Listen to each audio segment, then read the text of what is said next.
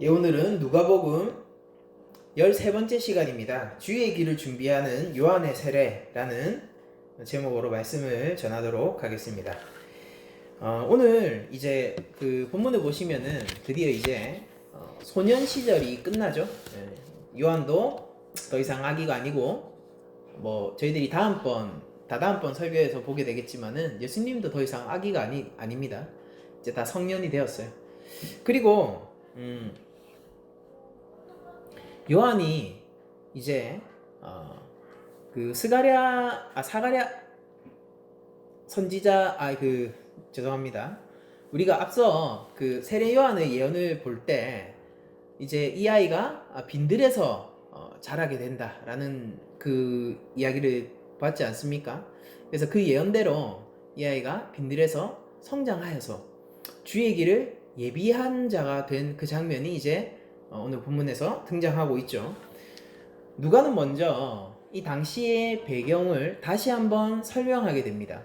왜냐면은 요한이 잉태되고 예수님이 잉태되던 때와는 조금 이 당시에 로마의 질서가 변한다는 건 국제의 질서가 변한다는 뜻과 같거든요. 오늘날 우리에게는.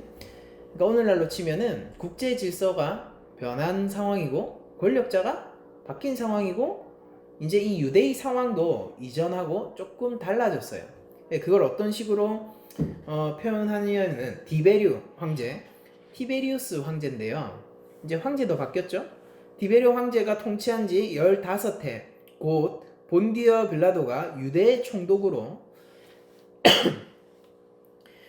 헤롯이 갈릴리의 분봉왕으로 그 동생 빌립이 이두레와 드라고니 지방의 분봉왕으로 루사니아가 아빌레네 분봉왕으로 있던 때의 일이다 라고 얘기를 해주고 있습니다. 그러니까 이 당시에 그 국제정세 혹은 정치적 배경을 누가가 설명해주고 있는 것이라고 볼 수 있는데요. 티베리우스 황제 시절에 본디오 빌라도가 총독으로 있던 시절의 이야기다 라고 얘기하고 있어요. 그러니까 총독이라는 것은 이제 군사적인 어떤 장군이 아니라 행정적인 관료입니다. 물론 로마에서는 군사적인 힘을 가진 사람이 더 고위 간직자로 여겨지는 문화였다는 걸 우리가 기억해 볼 수 있습니다. 어쨌든 빌라도 역시 굉장히 높은 행정 관료로서 그 유대 지방을 다스리고 있었다라고 알 수가 있습니다. 여러분들 저희들이 누가복음이 최초로 누구에게 헌정되었는지를 한번 기억해 보면은 왜 굳이 누가가 이 당시의 배경을 이렇게 설명하고 있는지를 알 수가 있게 되는데요. 누가는 이 누가복음을 최초로 데오빌로 각하에게 헌정을 했었죠. 그리고 그 사람은 로마의 관료이기도 하고 그리고 고위 공직자이고 이방인이란 말입니다. 그 사람에게 이런 식으로 배경을 설명하는 것은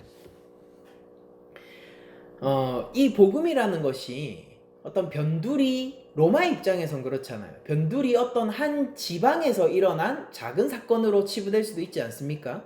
그런데 이렇게 이 당시에 국제적인 정세 그리고 로마의 상황을 알려줌으로 말미암아 이것이 로마에서 일어난 사건이다 라는 것으로 데오빌로에게 기억시켜주기를 원하는 것이죠. 그래서 이 사건은 작은 지방에서 일어난 그 지방에 국한된 작은 사건이 아니라 당시로서는 세계적인 중요성을 지닌 사건이고 더 나아가서 이 복음이라는 것은 우주적인 중요성을 지닌 사건이다 라는 것을 단계적으로 알려주기 위해서 또 이런 배경을 설명하는 것이라고 볼 수가 있습니다. 그러면 당시에 좋아요. 이런 그 정치적인 배경 그리고 국제 정세는 이렇다라고 하는데 그렇다면은 당시 유대는 어떤 상황이었느냐?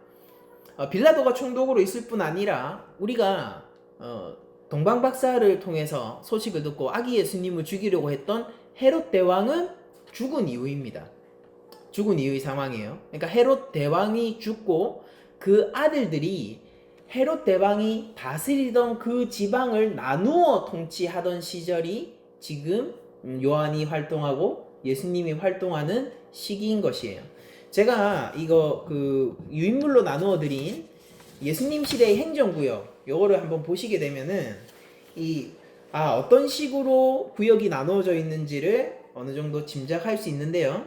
이제 빌라도가 다스리던 그 지방, 그리고 헤롯 안티파스가 다스리던 지방, 빌립, 루사니아 이런 식으로 다스리던 지방들이 각기 다름을 알 수가 있습니다. 이게 원래는 다 헤롯 대왕이 통치하던 그런 땅이었는데 로마 당국에서 이런 식으로 나누어 주는 것은 어떤 의미가 있을까요? 그러니까 분봉왕이라는 것 자체가 황제에게 충성을 다하면서 황제가 자식에게 맡겨준 그 일정 지방을, 혹은 로마라는 그 제국이 나에게 맡겨준 일정 지방을 다스리는 이 제한된 왕이거든요. 그러면은 이 유대 민족들을 헤롯 대왕이라는 한 왕이 통치를 하다가 이제 나누어져서 4명의 왕으로 통치하게 하는 방식은 어떤 방식이냐면은 이들의 힘을 약화시키는 전략이죠. 정치적인 힘을. 이제 그런 것이 여기에 당시 예수님이, 그리고 또한 오늘 본문에서 나오는 세례 요한이 활동할 당시의 시대적 배경이라는 것입니다. 그래서 우리가 보통 헤롯 대왕이 나오고 그리고 분봉왕 헤롯이 나오는데, 이 분봉왕 헤롯은 헤롯 대왕의 아들을 얘기하는 경우예요. 그냥 성경은 에롯이라고 그냥 얘기를 하기 때문에 이름이 똑같아서 헷갈리는 경우가 있는데, 헤롯이 아내가 총 5명 있었거든요. 그 5명 중에서도 말타케라는 여인에게서 나온 그 이제 차남이죠. 차남이 헤롯 안디바입니다. 그 사람이 이 성경에서는 분봉왕 헤롯으로 불리는 사람이고, 제가 왜 이 사람을 굳이 또 콕 집어서 설명하느냐면은 성경 안에서 세례 요한을 참수한 인물이고, 그 예수님을 이제 다시 빌라도에게 넘긴 왕이 바로 이 왕이에요. 분봉왕 헤롯이. 그래서 그 예수님과 세례 요한의 사역과 굉장히 밀접한 연관이 있기 때문에 제가 한 번 더 소개를 해드리는 거고, 뭐 한 번 더 제가 말씀드리게 되겠지만은 이 말타케라는 여인의 아들 헤롯 대왕의 말타케의 그 자식으로는 차남 헤롯 안디바는 자신의 조카 헤로디아랑 결혼한 인물입니다. 그래서 그 헤로디아랑 결혼할 때 첫 여인과 이혼을 했고, 그 윤리적인 부당성을 부도덕하다라고 요한이 비판을 했었고, 그것 때문에 요한을 참수형시키는 인물입니다. 조금 이렇게 알아두시면 좋을 것 같고, 뭐 성경에는 더 안 나왔지만은 이제 아켈라오라든지 아니면은 헤롯 빌립 1세도 있어요. 헤롯 왕의 아들 가운데. 물론 통치자가 되지는 못했는데 이 조카 헤로디아의 첫 번째 남편입니다. 아무튼 그런 것들이 있는데, 이거는 다음에 한번 제가 그림이나 가계도를 제가 보여드리면서 설명하는 것이 더 빠를 것 같고, 아무튼 헤롯 대왕과 분봉왕 헤롯은 부자 관계이고, 그리고 아기 예수님을 죽이려고 했던 거는 헤롯 대왕, 그리고 세례 요한을 참수형시키고 빌라도에게 예수님을 넘긴 것은 분봉왕 헤롯이다 라고 정리를 하시면 좋을 것 같습니다. 이 유대라는 곳은 그러니까 결국 지금 로마 제국의 힘 아래에서 나름대로 명맥을 유지하고 있지만은 그마저도 정치적으로 사분열된 국가로 지금 등장하고 있죠. 그리고 이 안에는 종교적인 세력도 존재하고 있는데, 그게 바로 안나스와 가야바라는 대제사장입니다. 여러분들, 대제사장이라는 거는 원래 한 명이잖아요. 근데 왜 누가가 2명을 대제사장이라고 얘기하고 있냐면은, 이 배경을 좀 우리들이 이해할 필요가 있는데, 물론 예수님 당시에 공식적인 대제사장은 가야바입니다. 여기서 나오는 안나스라는 인물은요, 그 가야바 이전에 있었던 그 전 제사장이죠. 그 이전에 대제사장직을 역임했던 전 제사장이고, 그리고 이 안나스와 가야바의 관계는요, 가야바가 사위입니다. 안나스의 사위. 그래요. 근데 재밌는 거는 대제사장은 원래 한 명이고, 대제사장은 이제 한 번 대제사장은 영원히 대제사장이지 않습니까? 그렇기 때문에 죽기 전까지 사실은 그냥 계속 대제사장 업무를 봐야 되는데, 왜 이렇게 두 명으로 나눴냐면은 로마 당국이요, 가야바를 대제사장에서 폐위시켜 버려요. 그리고 그 사위였던 가야바를 대제사장으로 올립니다. 그러니까 이거는 유대의 전통이라기보다는 로마 정치적인 힘에 의해서 대제사장이 폐위가 된 거예요. 그러다 보니까 일반 유대인들의 관점에서 뭐겠습니까? 대제사장이라는 거는 한 번 제사장은 끝까지 제사장이잖아요. 그러니까 이 그 안나스도 대제사장이고, 그 다음으로 실제 대제사장의 활동을 하고 있는 가야바도 대제사장인 거예요. 그래서 대제사장이 유대 문화 안에서 두 명이 생겨버린 겁니다. 그 당시에 정치적인 어떤 그 형국을 좀 이해하시면은 왜 대제사장이 두 명인가 이런 것들을 알 수가 있고요. 그리고 실제 가야바가 대제사장이긴 했지만 그 마쿠에서 안나스가 굉장히 활발하게 마쿠에서 활동을 하고 있었거든요. 그러니까 사람들도 이 뭐 가야바뿐만이 아니라 안나스도 실제적으로 대제사장의 업무들을 보고 있는 것처럼, 그리고 그 영향력들을 행사하고 있는 것처럼 느꼈을 겁니다. 그래서 누가는 그런 모든 것들을 고려하여 대제사장을 두 명으로 소개를 하고 있는 것입니다. 그리고 그 편이 이 세례 요한 당시를 이해하는데 더 도움이 되기도 하고요. 이렇게 당시의 상황을, 배경을 설명시켜준, 이거는 예수님이 활동하는 배경이 되기도 하는 겁니다. 이 배경을 소개시켜준 누가는 이제 세례 요한을 얘기를 해주는데요. 우리가 2절을 보시면은 세례 요한을 소개할 때 이런 식으로 소개를 해요. 하나님의 말씀이 빈들에 있는 사가랴의 아들 요한에게 임한지라 라고 얘기를 하고 있습니다. 그러니까 이 구절이 주고 있는 충격이라고 할까요? 혹은 벅찬 감격은 꽤 큰 것으로 보입니다. 여러분들, 말라기 이후에 하나님의 계시는 400년 동안이나 닫혀 있었단 말입니다.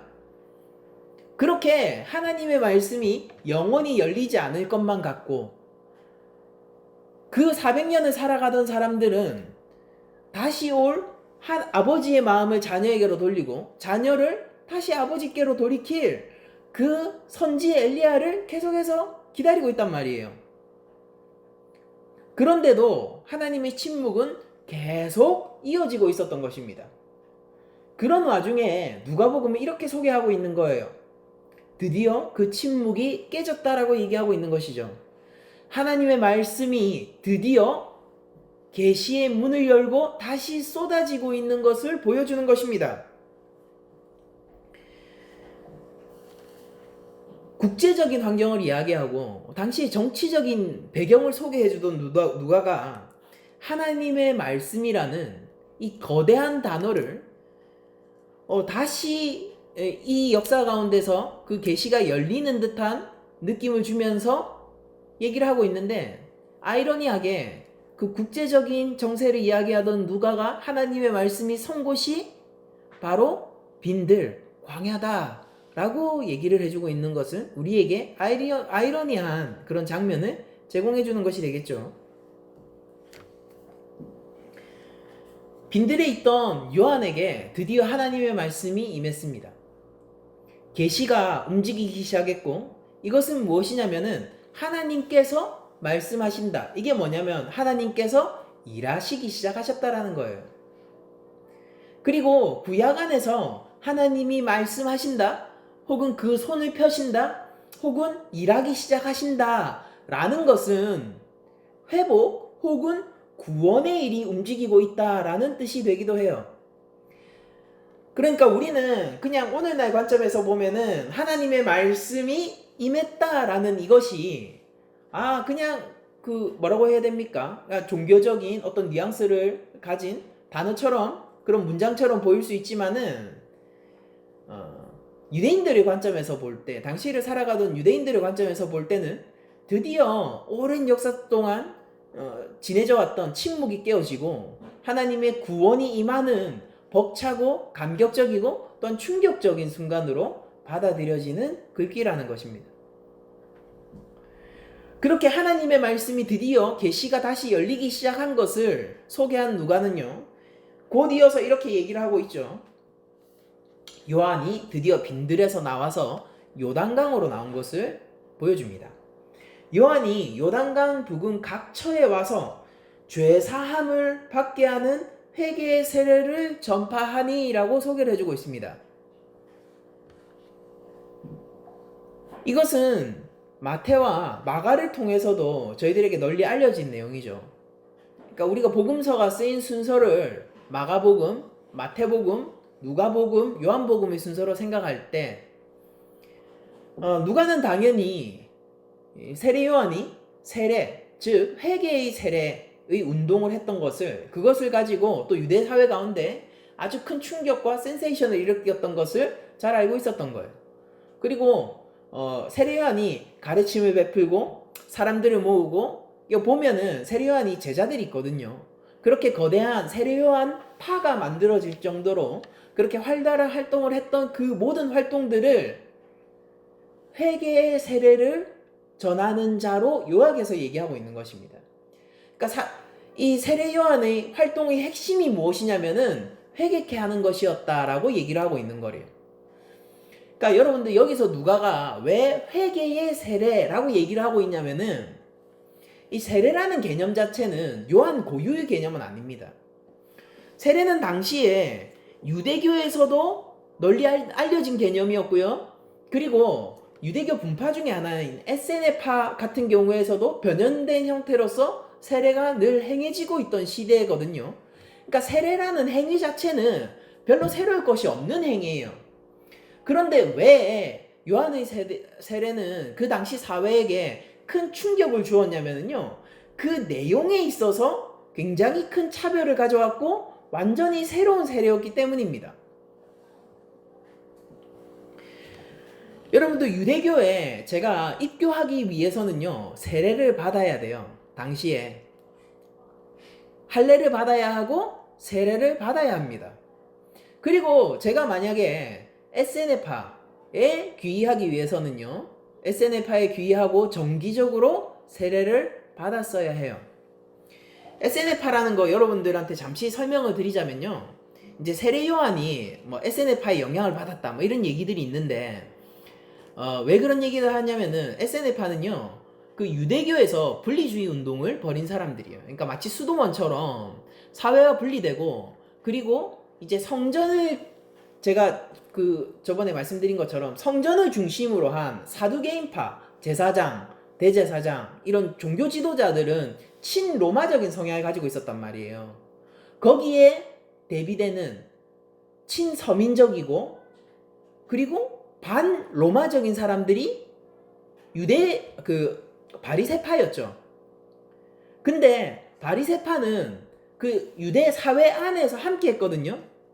그런데 거기에서도 더 급진적으로 나아가서 유대 사회에서도 분리되고 로마에 대해서도 철저히 항명하는, 일종의 우리나라로 치면 독립운동을 하는 사람들, 그런 아주 경건주의 운동을 벌이던 사람들이, 이 신비주의 분파가 어디냐면은 에세네파입니다.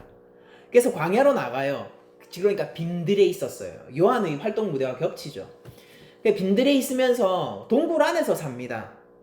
동굴 안에서 사면서 그들은 자기 나름대로의 성경 해석을 하고, 당연히 구약 성경을 제가 가리키는 거죠. 이때 당시의 성경이라는 것은 신약이 쓰여지기 전이니까요. 자기 나름대로의 성경 해석을 하고 사두개파와 그리고 바리새파와 또 다른 성경의 해석을 하던 자들이 에세네파입니다. 당연히 철저하게 이 반로마적이니까 로마가 나중에 걔네들을 섬멸해요. 그래서 저희들이 이 더 이상 자치가 남지 않았다, 당시 에세네파라는 것은 더 이상 우리들이 더 이상 자치를 알 수 없다라고 생각을 했었는데, 47년인가요? 47년에 쿰난 동굴에서 이제 에세네파의 온전한 흔적이 발견됩니다. 그래서 이 에세네파를 쿰난 공동체라고 부르기도 해요. 아무튼 여러분들이 이 SNF하든 쿰란 공동체든 어디서 들으면은 당시에 유대 사회에 있어서도 굉장히 급진적인 태도를 취하고 로마에 있어서 철저히 항명의 태도, 반대의 태도를 취하면서 광야로 나가 살았던 사람들, 이렇게 생각하시면 돼요. SNF파에서도 세례의 방식이 굉장히 유명했는데요.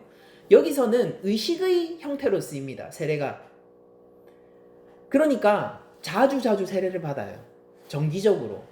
그리고 그거는 유대교에 있어서는 일종의 정결의식인 겁니다. 정결의식이 이것은 세례의 형태로 이제 변화된 거죠. SNF 안에서는. 그런 것이 있었고, 물론 유대교 안에서는 세례는 일생에 한 번이죠.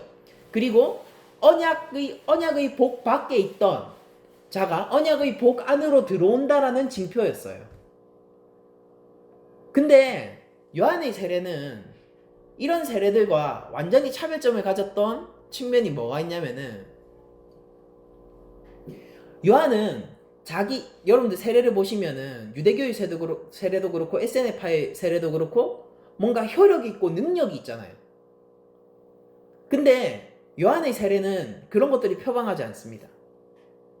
회개의 세례라고요. 그걸 누구한테 선포했냐면은 언약의 복 안에 있다라고 얘기하는 사람들에게 얘기하는 거라고요. 그러니까 유대인들 입장에서는 이렇게 느껴지는 거예요.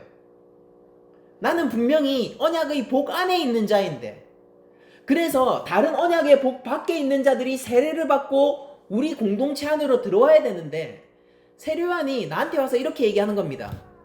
언약의 복 밖에 있는 자여, 언약의 복 안으로 들어오기 위해서 기도하라, 회개하라, 네 삶을 돌이켜라 라고 얘기를 하고 있는 거란 말이에요. 그러니까 굉장히 충격적이고 레디컬한 그런 선언이죠. 내가 누군데, 내가 아브라함의 자손인데 세례요한은 이렇게 얘기하는 거예요. 하나님의 저주 아래 있는 자야. 돌이키고 회개하고 하나님의 긍휼을 기도하라. 그러니까 세례의 어떤 능력이나 효력을 이야기하기보다 너 자신을 드러내라 라고 얘기하는 게 세례요한의 세례였다라는 것이죠. 그게 회개의 세례라는 말이 뜻하는 바예요. 요한은 회개의 세례를 베풀면서 도덕적인 결단을 동반하도록 했습니다. 여러분들 오늘은 6절까지 읽었지만은 그 이후에 보면은 그 도덕적인 삶 그리고 윤리적인 삶을 촉구하면서 이제 그렇게 하다 보니까 헤롯 대왕이 아니죠. 분봉왕 헤롯의 그 결혼 생활도 비판하게 되고 그것으로 인해서 죽음까지 가게 된다라는 것을 소개를 저희들이 또 누가를 통해서 받게 됐는데, 그렇게 요한의 세례는 도덕적인 결단, 윤리적인 결단을 동반하는 세례였고, 그리고 요한의 세례의 특징점은요, 이게 완결성이 없다라는 거예요. 연결성이 있는 세례입니다. 제가 무슨 얘기를 하느냐면은, 요한은 스스로의 세례를 그림자처럼 여겼어요. 예수님의 성령 세례를 준비하고 그 길을 닦는 그 차원에서의 세례로 봤다라고요. 그러니까 요한은 자기가 주는 세례를 능력이 있다라고 봤습니까? 없다라고 봤어요. 능력이 적다라고 봤습니다. 그래서 회개의 세례를 이거를 받으면 너희가 언약의 복 안에 올 거야 라든지 너희들이 다시 정결하게 될 거야 라고 하는지 이런 식의 효력을 얘기하는 것이 아니라 회개하라 라고 외친 거예요. 준비하라. 곧 성령 세례를 주실 분이 오신다. 그분이 오시면 나는 그분의 신발끈 풀기도 감당하지 못할 것이다. 그 길을 준비하라. 그 길을 가기 위해서 너희들에게 필요한 것은 겸손해지는 것인데 하나님 앞에 겸손해지는 것이고 네가 죄인임을 고백하는 것이고 죄의 사함을 받기 위해서 간곡히 하나님께 기도하는 그 태도이다 라고 요한이 외치고 있는 것이란 말이에요. 요한의 세례의 기준은 그 어떤 세례와도 달랐어요. 유대인들의 세례는 민족의 기준이죠. SNF의 세례 역시 공동체가 기준이에요. 그런데 요한의 세례의 기준은 회개가 기준입니다. 네가 유대인이야? 그래도 네가 아브라함의 자손이야? 그래도 회개를 하지 않는다면, 너의 잘못된 삶을 하나님 앞에 솔직하게 고백할 수 없다면은 너는 언약의 복과는 상관없을 거야 라고 얘기하는 겁니다. 그러나 마음이 겸손하여 하나님의 긍휼을 바라고 내 죄가 몸서리 쳐져서 하나님께서 나의 이 죄를 해결해 주시기를 원하는 사람이 있다면 그 사람은 죄사함을 받게 될 거야. 다만 내가 주는 세례를 통해서가 아니라 오실 주 예수 그리스도가 주는 성령 세례를 통해서 그렇게 될 것이다 라고 요한이 전파했던 것입니다. 이것은 우리에게 많은 신앙적인 이슈들을 시사하는데요. 언약의 복에 속해 있다고 믿던 사람들에게 나는 언약의 복에 속하지 않았습니다라고 고백하게 만들던 이 세례, 하나님이 자신들과 함께 한다라고 믿던 사람들에게 나에게는 오히려 하나님의 용서와 은혜가 필요합니다라고 고백하게 만들던 이 세례는 우리 낮은 자리 교회 가운데서도 필요한 세례일 것이고, 더 나아가 모든 믿는 자들에게 필요한 세례일 거라고 생각이 듭니다. 이것은 유대민족의 자존심을 건드리는 세례예요. 그러나 우리들은 알고 있죠. 자존심을 내세우고 나의 높음을 내세우는 것으로는 하나님 앞에 긍휼을 받을 수 없음을요. 내 자존심이 살아가고 하나님 앞에 나의 높음이 증명되면요, 그걸로 상을 받을 거예요. 그 자체가 상이라니까요. 아, 높네, 인정해줬잖아요. 그래서 우리에게 남는 것이 무엇입니까? 그러나 나의 낮고 겸손하고 비천한 처지를 알아 하나님의 은혜와 긍휼과 용서를 구하는 자에게는요, 그의 합당한 상과 인정이 따라올 거예요. 바로 예수 그리스도를 통한 죄 사함이라는 구원이 말입니다. 요한이 줬던 세례는 겸손한 자의 솔직한 고백이라는 것입니다. 죄인들이 간절히 바라던 하나님의 구원에 대한 갈망의 목소리가 세례요한의 회개의 세례였어요. 요한의 세례는 메시아가 주실 성령 세례를 기다리는 세례이고, 이것이 우리에게 무엇을 보여주냐면 주를 만나기 위해서 우리가 어떤 방식으로 어디까지 겸손해져야 되는지를 알려주고 있는 세례라는 것입니다.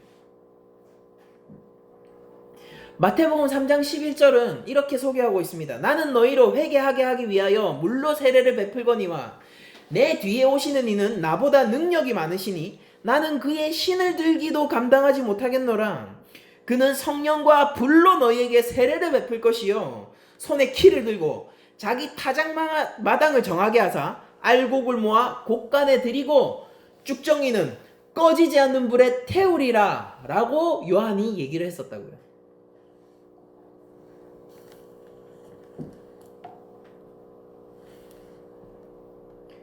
마가복음은 1장 5절에서 이렇게 얘기합니다. 온 유대지방과 예루살렘 사람이 다 나아가 자기 죄를 자복하고 요단강에서 그에게 세례를 받더라 라고 고백하고 있습니다.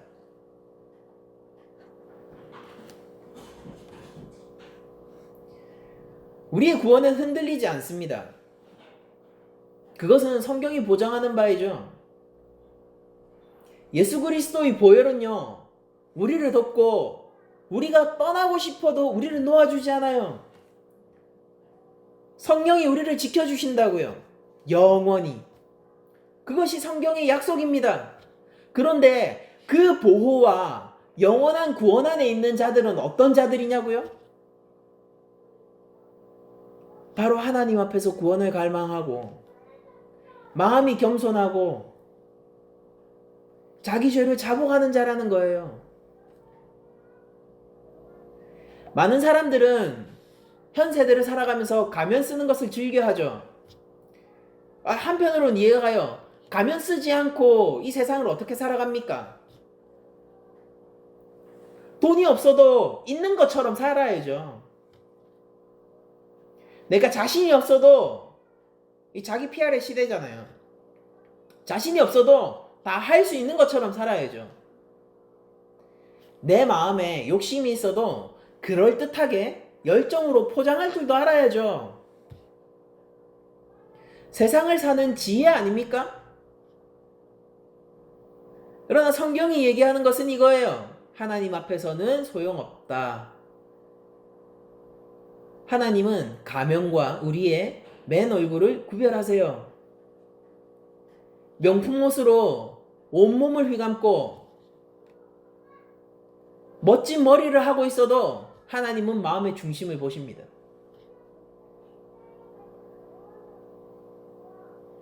그러니까 요한은 이걸 원하는 겁니다. 네 마음의 중심을 솔직하게 꺼내놔봐. 하나님 앞에서 죄를 자복해. 그것이 요한이 원하는 회개의 세례였고, 그것 자체로 효력을 가진 것이 아니라 구주 예수님을 만나는 길 위에 서는 것이라는 것입니다. 여러분들, 우리가 우리 죄를 고백했다고 해서 그게 뭐 대단한 일이에요. 야, 나는 내 죄를 고백할 줄 알아. 나는 솔직해질 줄 안다니까? 나는 하나님 앞에서 내가 낮음을 이렇게까지도 얘기할 수 있어. 그런 게 자랑이 되는 성도들이 있다라면요, 한참 착각하는 거예요. 요한의 세례는 그 자체로 힘을 가진 게 아니라, 요한의 고백이 뭐예요? 나는 오실이, 이 뒤에 그분이 곧 오실 건데 그분의 신을 들기에도 감당치 못하겠다라고 얘기하는 게 요한이지 않습니까? 그 요한에 속한 세례는요, 우리를 비참하게 만드는 거예요. 하나님 앞에서, 야, 나는, 하나님 보세요, 제가 이렇게까지 솔직하게 얘기할 수 있어요. 그러면서 몰래 내심 나를 자랑스러워하고, 하나님 보세요, 나는 이렇게까지 나를 솔직하게 드러낼 수 있어요. 이 솔직함 대단하지 않아요? 라고 얘기하면서 자화자찬하는 식의 세례가 아니라 진짜로 비참해지는 거라고요. 하나님의 구원이 진짜 필요해지는 거라고요. 하나님 앞에서 정말로 죄인인 것을 고백하는 것이라고요. 이 영혼의 향방을 어찌 할 줄 몰라 하나님 앞에 내 영혼의 향방을 맡겨드리는 거란 말입니다. 하나님은 알곡을 창고에 들이시기도 하고 쭉정이를 불에 태우시기도 해요. 그 향방을 내가 정하는 것이 아니라 하나님 앞에 그냥 맡겨드리는 것이라고요. 그게 요한의 세례입니다. 우리는 참으로 하나님 앞에서 겸손한 자가 되어야 되는 것이죠. 겸손함을 미덕으로 또 다른 자기 의를 키울 것이 아니라 하나님 앞에서 진짜로 나의 중심을 내어놓을 수 있는 솔직한 성도가 되어야 되는 것입니다. 그게 진짜 믿는 자예요. 하나님을 믿되 전적으로 믿는 것입니다. 내 영혼의 향방을 하나님이 결정하시옵소서라고 완전히 내어놓는 거예요. 솔직하게 고백하는 거예요. 내세울 것이 없습니다. 내 안에서 나오는 것이 없습니다. 성경이 사람의 생각이 날 때부터 악하다 하였는데 제가 그렇습니다. 하나님의 진노를 피할 길이 없습니다. 그러나 이런 내 영혼의 향방을 하나님께서 결정하여 주시기를 원하고 다만 자비를 원합니다. 그게 아픈 사람이잖아요.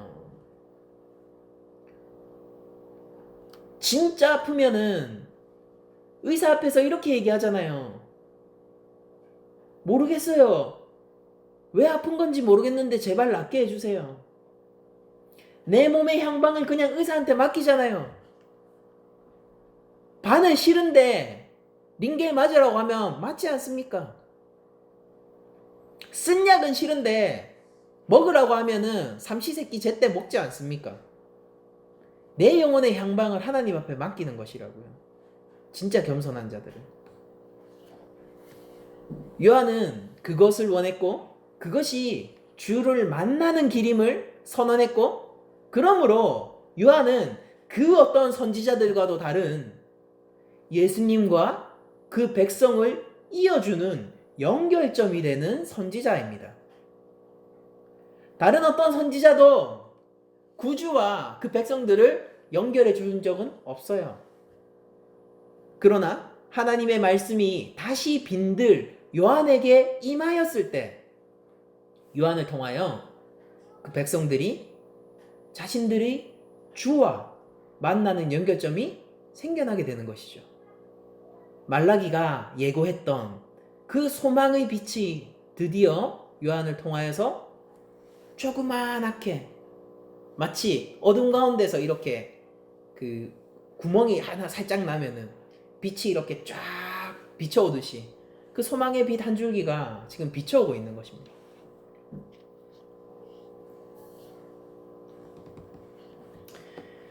누가는 이 사건을 가리켜서 이사야서의 이사의 예언의 어떤 성취처럼 기록을 하고 있는데, 이거는 이 마태 마가 복음에서도 역시 동일하게 기록하고 있는 바입니다. 선지자 이사야의 책에 쓴 바, 이게 이사야 40장 3절에서 5절까지 인용이거든요. 저희가 한번 찾아보도록 할까요? 이사야서 40장 3절에서 5절입니다. 이사야 40장 3절에서 5절. 제가 가진 성경은 구약 1015페이지입니다. 1015페이지. 40장 3절에서 5절.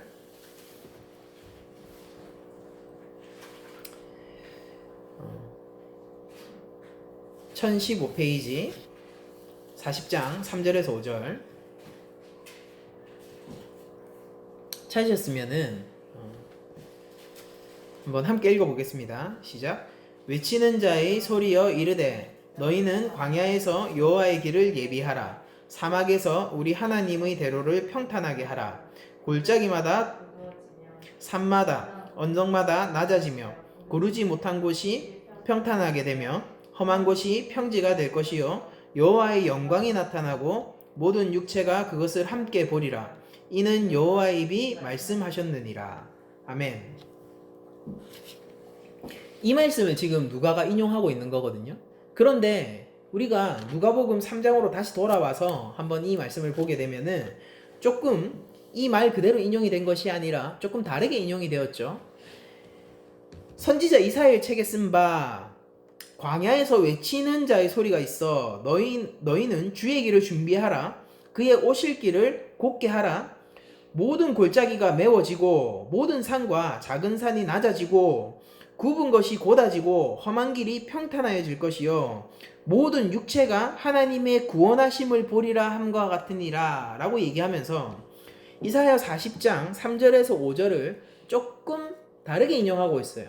이제 이 중에서 가장 큰 차이점은 이사야서 4장 5절에는 여호와의 영광이 나타나고 모든 육체가 그것을 함께 보리라 라고 기록되어 있는데, 누가복음 3장 6절에서는 그것을 모든 육체가 하나님의 구원하심을 보리라 라는 것으로 여호와의 영광을 구원으로 이렇게 바꾸어 치환하여서 기록한 것이 이제 가장 큰 차이점이 될 것입니다. 그 외에 전반적인 뉘앙스는 거의 비슷하죠. 그러면은 누가는 특별히 하나님의 영광을 구원으로 바꾸어서 인용하였는데요. 그럼 이 구원이 무엇인지, 이 왜 구원으로 인용하여서 바꾸어 인용하였는지를 알기 위해서 한번 누가복음 3장 4절에서부터 내용을 하나씩 차근차근 좀 보도록 하겠습니다. 먼저 광야에서 외치는 자의 소리가 있다라고 얘기를 하는데, 이 분명히 빈들 가운데 있는 요한을 염두에 두고 있는 것이죠. 그러면서 요한이 하나님의 구원을 모든 육체가 보게 될 것이다. 다른 이사야서는 영광이지만은 누가복음에서는 구원 아닙니까? 하나님의 구원을 모두 보게 될 것이다 라고 얘기를 하면서 그 회개의 세례를 베푸는 것을 이사야서의 성취로 지금 보고 있단 말이에요. 그러면서 그 누가복음에 보면 너희는 주의 길을 준비하라 그의 오실 길을 곧게 하라라고 얘기를 하고 있는데, 여러분들 주의 길을 준비하다 혹은 주의 길을 곧게 한다, 이거는요 관용구예요. 관용구. 이 뭐냐면은 고대 근동의 문화에서 신이나 왕을 맞이하기 위해서 길을 평탄하게 만드는 것을 의미합니다. 예전에는 오늘날처럼 그렇게 도로 사정이 좋지 않잖아요. 그러니까 왕이 우리 고을을 방문한다 라고 얘기하지 않습니까? 그러면은 그 왕이 오는 길에 평탄화 작업을 해놔요. 왕이 마차 타고 오기 쉽도록. 그리고 신이 뭐 무슨 축제일이나 아니면은 중요한 절기에 신이 이 성전을 방문한다 라고 얘기하잖아요. 그러면은 신이 오는 길이라 믿는 그 길을 평탄화 시킵니다. 그러니까 오기 좋게 뭐 풀도 제거하고 가로막는 나무가 있으면 잘라버리고 그런 식으로 길을 만든다고요. 이게 뭐냐면은 신이나 왕이 곧 임박한 시일 내에 자신들이 사는 지역을 방문할 것이라는 것을 의미하는 것입니다. 그게 관용구예요. 그래서 지금 너희는 주의 길을 준비하라 그의 오실 길을 곧게 하라라고 얘기하는 것은 주 여호와 하나님이, 이사야서가 얘기하고 있는 그 여호와 하나님이 오시기가 임박했다라는 뉘앙스를 주는 것입니다. 그리고 주께서 오시면은요 구원이 임할 것이고 대적들은 굴욕을 받게 될 거예요. 바로 이 광야에서 울려 퍼지는 소식은, 이 소외된 혹은 이 비밀한 지역에서 울려 퍼지는 이 소식은요 우주적으로 전 세계적으로 가장 중요한 소식이라는 것입니다. 세례요한은 광야에서부터 이 일을 예비해요. 아무도 주목하지 않는 빈들에서부터 이 일을 예비합니다. 그리고 이 일은 온 육체 가운데로 뻗어나갈 것입니다. 주의 길을 준비하라. 오늘날 우리에게도 당연히 해당되는 이야기라고 저는 생각해요. 영혼을 준비하십시오. 그리스도가 이 땅에 오심을 준비하십시오. 그 길을 곧게 하십시오.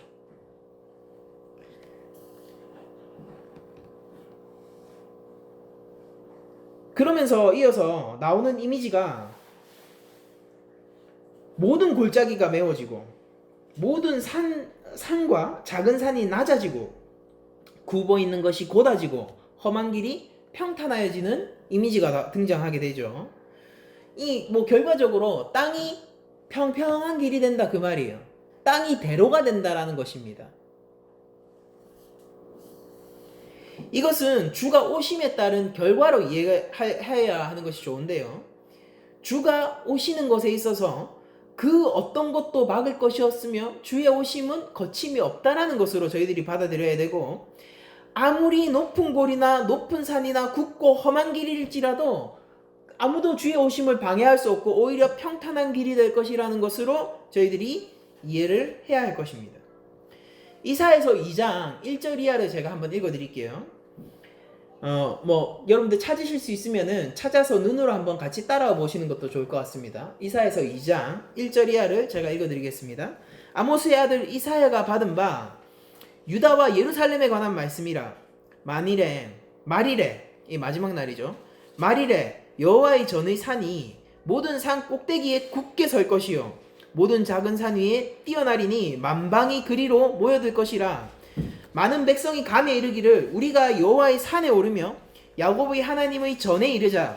그가 그의 길을 우리에게 가르치실 것이라. 우리가 그 길로 행하리라 하리니 이는 율법이 시온에서부터 나올 것이요 여호와의 말씀이 예루살렘에서부터 나올 것임이니라. 그가 열방 사이에 판단하시며 많은 백성을 판결하시리니 무리가 그들의 칼을 쳐서 보습을 만들고 그들의 창을 쳐서 낫을 만들 것이며 이 나라와 저 나라가 다시는 칼을 들고 서로 치지 아니하며 다시는 전쟁을 연습하지 아니하리라. 야곱 족속아 오라 우리가 여호와의 빛에 행하자. 주께서 주의 백성 야곱 족속을 버리셨음은 그들에게 동방 풍속이 가득하며 그들이 블레셋 사람들같이 점치며 이방인과 더불어 손잡아 언약하였음이라. 그 땅에 은금이 가득하고 보화가 무한하며 그 땅에 마필이 가득하고 병거가 무수하며 그 땅에 우상도 가득하므로 그들이 자기 손으로 짓고 자기 손가락으로 만든 것을 경배하며 천한 자도 절하며 귀한 자도 굴복하오니 그들을 용서하지 마옵소서. 너희는 바위 틈에 들어가며 진토에 숨어 여호와의 위엄과 그 광대하심의 영광을 피하라. 그날에 눈이 높은 자가 낮아지며 교만한 자가 굴복되고 여호와께서 홀로 높임을 받으시리라. 대저 만군의 여호와의 날이 모든 교만한 자와 거만한 자와 자고한 자에게 임하리니 그들이 낮아지리라. 이사야서가 2장에서 이렇게 포문을 열면서 시작하는 책이거든요. 대지가 평탄하여지고 주가 오신단 말이에요. 그것을 막을 자가 아무도 없습니다. 그분이 어디로 오시겠습니까? 누가복음의 뉘앙스에 따르면은 성전 가운데 오세요. 하나님이 마땅히 임하시는 그곳. 그리고 이사야서 2장은요. 왕이신 하나님이 그 자리를 회복하실 때, 마땅히 취할 자리에서 자신의 권세를 발휘하실 때 무슨 일이 일어나는지를 보여주고 있는 것입니다. 그분은 평강의 왕이에요. 더 이상 전쟁이 없게 하실 거예요. 그런데 그 말은 뭐냐면은 대적들이 싸그리 멸하여질 거라고요. 하나님의 대적은 누구입니까? 이사야서에 따르면 이거죠. 동방풍습에 따라 우상을 만들고 은금이 가득하고 보화가 무궁하고 마필이 가득하고 병가가 무수하고 우상이 무수한 그곳에 속한 자들이 여호와의 대적입니다.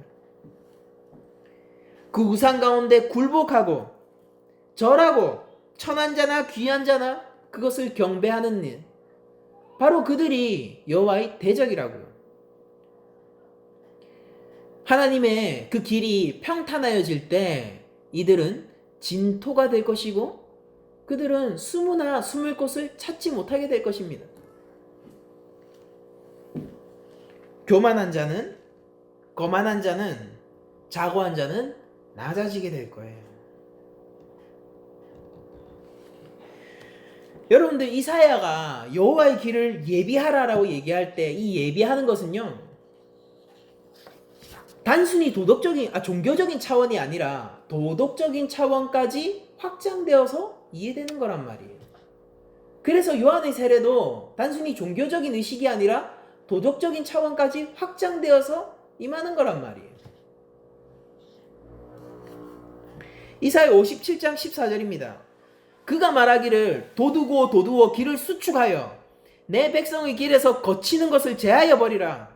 지극히 존귀하며 영원히 거하시며 거룩하다 이름하는 이가 이와 같이 말씀하시되 내가 높고 거룩한 곳에 있으며 또한 통회하고 마음이 겸손하는 자와 함께 있으니 이는 겸손한 자의 영을 소생시키며 통회하는 자의 마음을 소생시키려 함이라. 내가 영원히 다투지 아니하며 내가 끊임없이 노하지 아니할 것은 내가 지은 그 영과 혼이 내 앞에서 피곤할까 함이라. 그의 탐심의 죄악으로 말미암아 내가 노하여 그를 쳤으며 내 얼굴을 가리고 노하였으나 그가 아직도 패역하여 자기 마음의 길로 걸어가도다. 하나님이 이렇게 얘기하세요. 통회하고 마음이 겸손하고 하나님의 구원을 바라는 자에게는 그 마음을 소생시킬 거라고. 그러나 하나님이 또 이렇게 얘기합니다. 내 백성의 길을 거치는 모든 것을 제하여 버릴 것이야. 그 가운데서 나는 영원히 다투지 않을 거다. 왠지 알아? 대적들이 언젠가 사라질 거거든. 내가 끊임없이 노하지 않을 거야. 왠지 알아? 그들이 영과 혼이 내 앞에서 피곤해질 거거든. 무슨 얘기냐면은 그들이 영과 혼이 내 앞에서 쇠약해져서 힘도 못 준, 오늘날로 말하면은 맥도 못 출 것이거든. 이 얘기를 하는 거예요. 그 탐심의 죄악을 내가 싫어하고 미워하고 칠 거야. 그들은 그렇게 해도 패역해서 자기의 길로 갈 거예요. 무슨 길이겠습니까? 교만의 길로 가겠죠. 여호와의 길은 어디 있습니까? 우리가 예수님을 만나는 길은 어디에 있어요? 세례요한이 준비하고자 하는 길은 어디에 있는 것입니까? 우리가 중심을 다하여 통회하고 마음의 겸손한 자로서 여호와의 길을 평탄케 하고 예비하는 것이 바로 우리 구주 예수님을 만나는 길인 것입니다. 탐심의 죄악에서 돌이키고 패악한 마음을 버리고 여호와에게로 돌아가는 것이 바로 우리 주 예수 그리스도를 만나는 길이라는 것이에요.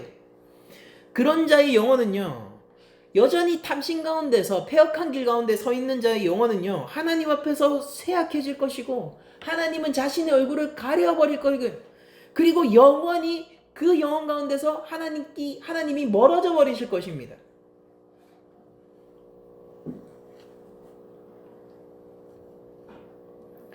그러면서 누가복음이 이렇게 얘기하죠. 그렇게 될 때 모든 육체가 하나님의 구원을 보게 될 것이다.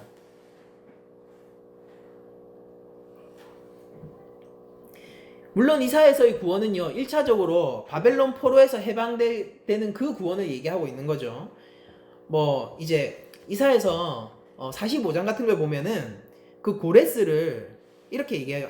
여호와께서 그의 기름 부음 받은 고레스에게, 이런 식으로 고레스를 하나님 앞에 기름 부은 왕으로 소개합니다.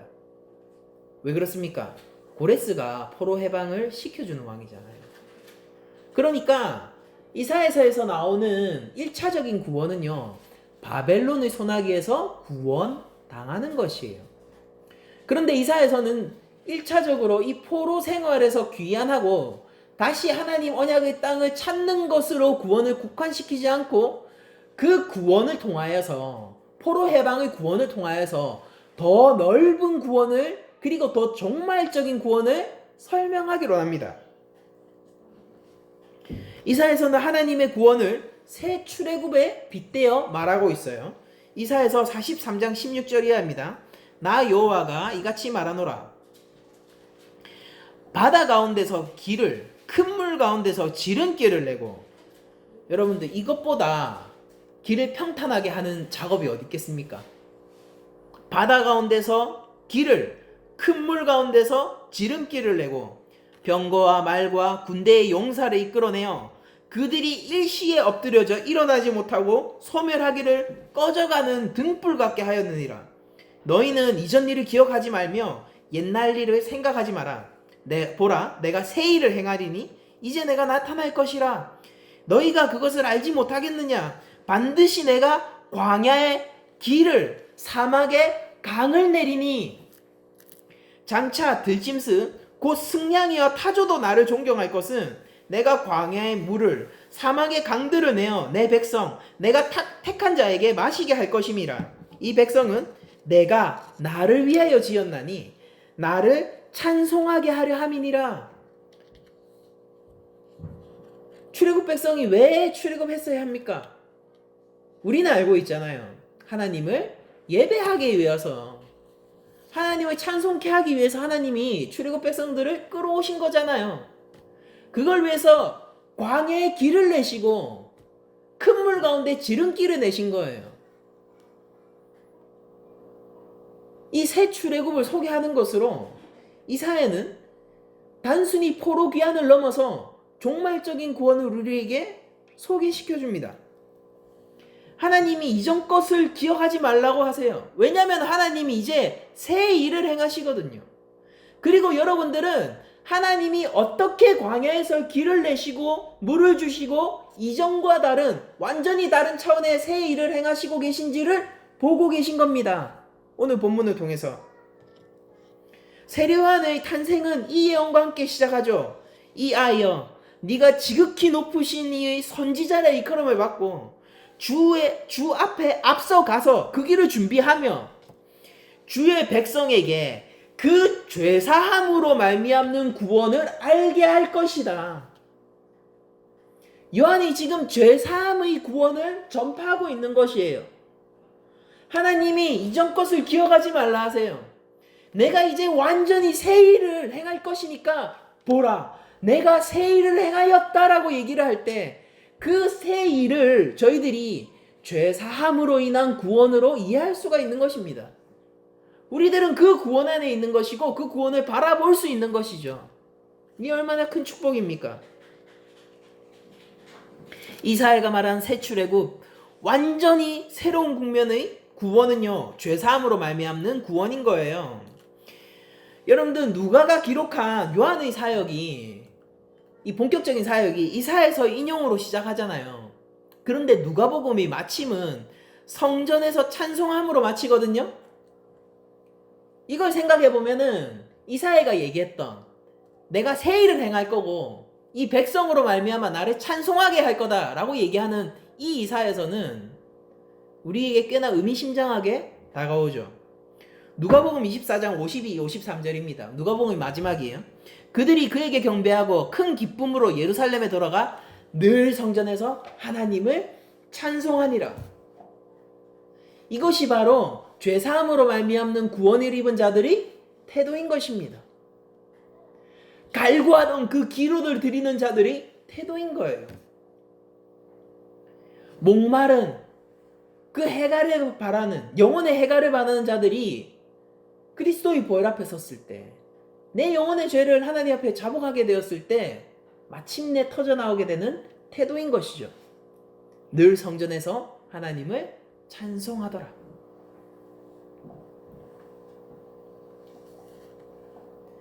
마태는 이렇듯 하나님이 우리에게 베푸신 구원에 집중하기로 합니다. 여러분들 마태도 누가가 구원에 더 집중하기로 원하는 것이죠. 더불어서 여러분들 마태도 마가도 이사야서를 인용해요. 마태복음 3장 1절에 보면은 그때 세례 요한이 이르러 유대 광야에 전파하여 말하되 회개하라 천국이 가까이 왔느니라 하였으니 여기선 천국 하나님 나라가 강조되죠. 마태에서는. 그러면서 그는 선지자 이사야를 통하여 말씀하신 자라 일렀으되 광야에 외치는 자의 소리가 있어 이르되 너희는 주의 길을 준비하라 그의 오실 길을 곧게 하라 하였으니라 까지만 인용해요. 그러니까 예비하고 준비하는 것에 지금 포커스를 두고 이사야서를 인용하고 있죠. 마가복음도 똑같아요. 마가복음 1장 2절 선지자 이사야의 글에 보라 내가 내 사자를 내 앞에 보내노니 그가 내 길을 준비하리라. 여기서는 마가복음은 요한의 사자다라는 것을 메신저로서의 기능을 더 강조하면서 그리고 있죠. 그가 내 길을 준비하리라. 광야에 외치는 자의 소리가 있어 이르되 너희는 주의 길을 준비하라. 그의 오실 길을 곧게 하라 기록된 것과 같이라고 고백하고 있어요. 그러니까 누가만 유독 이사야서 40장 3절에서 5절까지의 넓은 범위를 인용하고 있는 겁니다. 마태와 마가는 40장 3절, 이사야서 40장 3절만 인용하는데 왜 누가는 5절까지 광범위하게 인용을 하고 있는 것입니까? 앞서 말씀드린 것처럼 누가는 준비된 길을 통해서 주가 오실 거라는 거에 더 많은 초점을 두고 얘기하고 싶기 때문이에요. 그리고 주가 오심으로 말미암아 거칠 것 없이 오시는 구주잖아요. 구분길조차도 평탄하게 되는 거칠 것 없이 오는 그 구주로 말미암아 어떤 결과가 나타났는지를 더 보여주고 싶은 겁니다. 그 결과가 무엇입니까? 모든 육체에게 구원이 임하는 것이에요.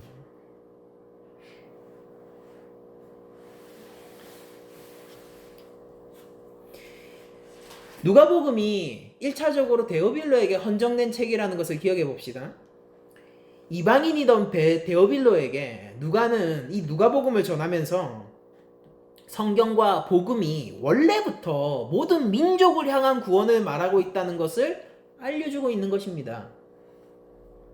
그리고 누가는요 이후 사도행전을 통해서 모든 육체에게 벌어질 구원을 더욱더 자세하게 묘사하게 되죠.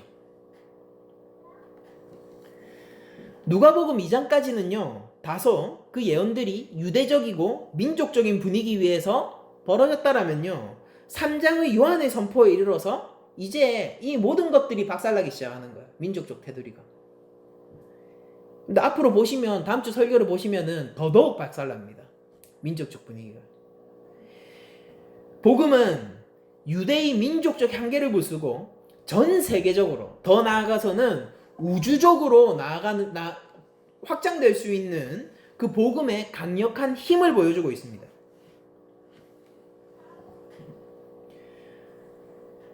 그러므로 이 똑같은 장면이지만은 이 비슷한 장면이 마태에도 있고 마가에도 있지만은 우리가 이 누가복음을 보면서 마태와 마가와 달리 더 많이 바라볼 수 있고 또 다른 차원에서 느낄 수 있는 것은 바로 이런 것이죠. 우리가 우리의 영혼을 하나님 앞에서 회개하고 자복하고 죄인임을 솔직하게 고백하며 그 구원 앞에 서게 된다면은 주 예수 그리스도를 반드시 만나게 될 것이다. 주가 오심을 막을 것이 없다. 그분은 반드시 나를 찾아올 것이다. 그리고 그로 말미암아 나는 구원을 맛보게 될 것이다. 이게 누가가 마태와 마가와 다르게 더 강조하고 싶은 거예요. 마태와 마가는 이렇게 얘기해요. 회개해. 주의 길을 예비해. 주의 길을 예비해. 라고 얘기하는 것입니다. 그러나 누가는 한층 더 나아가서 이렇게 우리에게 얘기하는 것이죠. 네 영혼을 자복하고 하나님 앞에 너의 죄를 내어놓아라. 그러면 주께서 모든 장애물을 해치고 반드시 만나 주실 거야. 그때 네가 모든 사람에게 임한 구원을 보게 될 거야. 데오빌로요? 당신이 로마인입니까? 상관없습니다. 회개하세요. 낮은 자리 교회요. 당신들이 아시아인이고 한국인입니까? 상관없습니다. 회개하세요. 그 누가 됐던 자기의 영혼에 대해서 실망하고 한탄하며 죄악에서 돌이키기를 원하고 하나님 앞에서 죄를 고백하기를 원하는 사람은 회개하고 그 삶에서 돌이키십시오. 주가 만나 주실 것이고 구원이 당신에게 임할 것입니다. 누가는 이걸 얘기하고 싶은 것이죠. 여러분들, 우리는 주 앞에서 겸손한 자가 되어야 될 것입니다. 우리 삶 속에서는 우리의 영혼을 향한 솔직한 고백이 있어야 하는 것이에요. 포장도 필요 없고 가면도 필요 없습니다.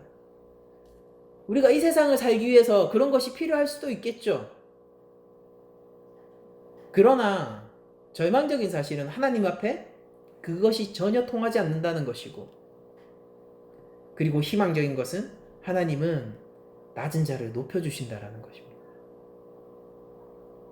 교만한 자를 끌어내리시고 낮추시고 홀로 높임 받으시는 하나님은요, 비천하고 통해 잡아가는 영혼 앞에서는 그를 높이고 그를 자기 옆자리에 세우시고, 이는 내 사랑하는 내 백성이며 이를 위하여 내가 독생자를 보냈노라 라고 얘기해 주시는 하나님이라는 것입니다. 구원받은 자에게 구원은 필요 없습니다. 그러나 마음이 가난하고 겸손한 자는 구원을 바라겠죠. 우리의 삶의 포지션이 어디에 있는지는 너무나도 명확한 것 같습니다. 여러분들, 하나님이 약속하신 구원을 믿으세요. 살면서 참 그렇죠. 아브라함도 믿고 싶었거든요. 하나님의 약속을. 아들 주신다고 하셨는데 믿고 싶었거든요. 그러니까 자기 합리화하는 거예요. 이 첩을 통해서 이스마엘이 내 아들입니다. 이러고 있는 거예요. 그러니까 믿고 싶은데 믿진 않는 거죠. 근데 우리가 살면서 그런 유혹들이 되게 많잖아요. 성도들 중에 하나님의 약속을 믿고 싶지 않은 사람은 없을 거라고 생각해요. 근데 문제는 그게 아니라 진짜 믿어야 된다는 것입니다. 하나님의 구원을 믿으십시오. 오늘 누가가 우리에게 전해주는 하나님의 말씀을 마음 깊이 우리 낮은 자리 교회 전체가 마음에 새기를 원합니다. 스스로 낮아지시고 겸손해지시고 자기를 버리고 하나님 앞에 나의 영혼을 세우는 순간, 그 길이 구주 예수님이 달려오고 있는 길이고 구원이 임하는 길이며 죄사함을 받는 길입니다. 한 주간 살아가실 때에 하나님 앞에서 겸손한 자, 그리하여 하나님이 세움을 받는 자들이 되시기를 축원드리고, 요한의 회개의 세례의 깊음을 알아 그 깊은 가운데서 내 영혼이 하나님 앞에 솔직해질 수 있는, 정직해질 수 있는 여러분들이 되시기를 축원드리면서 모든 말씀을 마치도록 하겠습니다.